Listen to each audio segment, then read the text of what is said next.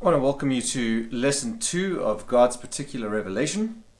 So having done work in our last lesson on how God reveals himself through creation, what older theologians or theologians from older times would have called God's book of nature, we now turn to God's particular revelation.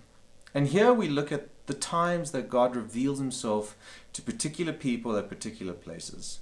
Now, we've already realized that unless God reveals himself, we would have no capacity to perceive him. And what we're going to look at in this lesson is how God reveals himself in order to enter into a redemptive relationship with his people.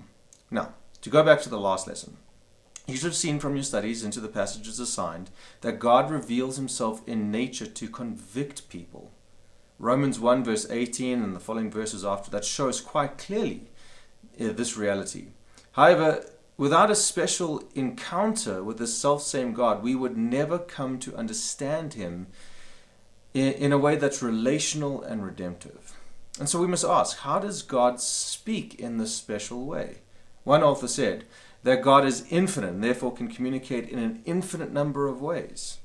However, Scripture reveals he speaks, he gives visions and signs and uses human history and experiences to communicate himself. Think of Israel and the incarnation of Jesus. These have been recorded for us in the Bible, where the authority of that speaking is recorded for the church. And it's in the Bible that the knowledge of God unto salvation is kept, and therefore the relationship with God is found.